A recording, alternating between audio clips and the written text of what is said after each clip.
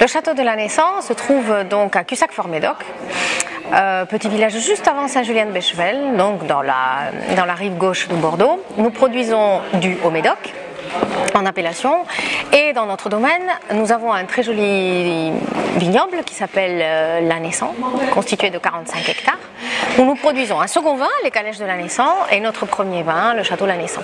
Les Calèches de l'Annessan proviennent de vignes qui sont bien plus jeunes, donc qui donnent des vins plus gourmands, plus croquants, plus frais mais moins complexes. Et le château l'Annessan est constitué ou provient de vignes qui sont les plus vieilles de la propriété et de meilleure qualité, qui produisent des vins plus complexes mais surtout qui ont une capacité de vieillissement supérieure.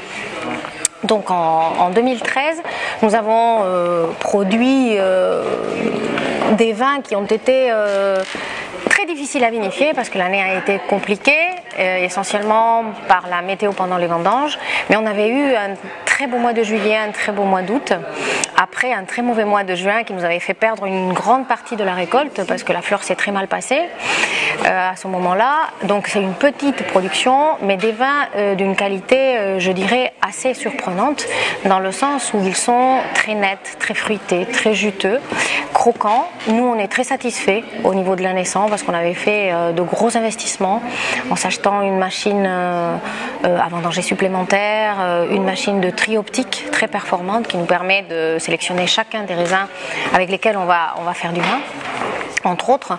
Et ceci nous a permis déjà d'être un peu plus serein en attendant la maturité, malgré le mauvais temps, et après de mieux adapter nos façons de vinifier pour obtenir des vins comme on le souhaitait. Donc Calèche de l'Annessan est un vin à base de merlot, il y a 60% de merlot, cabernet sauvignon et petit verdot bien entendu, qui sont les cépages rois en fait de la rive gauche. Et l'Annessan est plutôt constitué à 70% de cabernet sauvignon, merlot et petit verdot.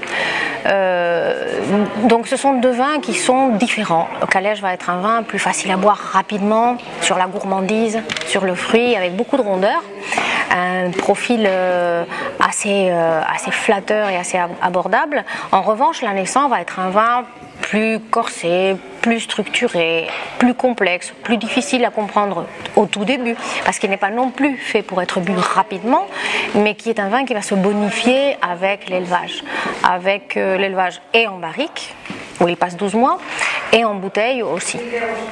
Donc l'idée c'est de faire deux vins différents, mais qui représentent tous les deux la très jolie appellation de Haut-Médoc, qui reste une appellation extrêmement élégante, très harmonieuse, avec une belle acidité, qui rend les vins très frais et très appétants, et finalement des vins qui s'adaptent très bien au mariage avec la nourriture. Et alors le millésime 2014? Alors, le millésime 2014, qui est en train de se faire, en tout cas au niveau de la plante, a été un millésime, ou est un millésime, qui commence par beaucoup de pluie en hiver. Donc il a été très compliqué d'aller faire des travaux de vigne avec des machines, parce que les machines avaient tendance à se planter, en fait, la terre était très meuble. Donc on a pris un tout petit peu de retard vis-à-vis de nos travaux, mais finalement, ça fait 10-12 jours qu'on a un très beau temps, donc on peut à nouveau rentrer dans les vignes. Cependant, la vigne, elle, ne nous a pas attendu, donc elle commence à pousser très vite. On sent qu'elle est prête à ouvrir ses bourgeons et à donner ses feuilles, donc on court un petit peu pour rattraper le temps perdu. Et si tout va bien, ce sera magnifique parce qu'il y a de l'eau dans le sol. Pour l'instant, il y a des belles températures. La sortie, on verra comment elle est, mais à mon avis, elle ne devra pas être mauvaise. La seule chose qui nous préoccupe un petit peu, c'est les gelées éventuelles, puisque jusqu'au Saint de Glace, qui cette année sont à peu près la première semaine de mai, les choses ne sont pas gagnées. Il peut encore vraiment geler, comme ça a été le cas en 91, en fait, où il a gelé dans la nuit du 21 au 22 avril.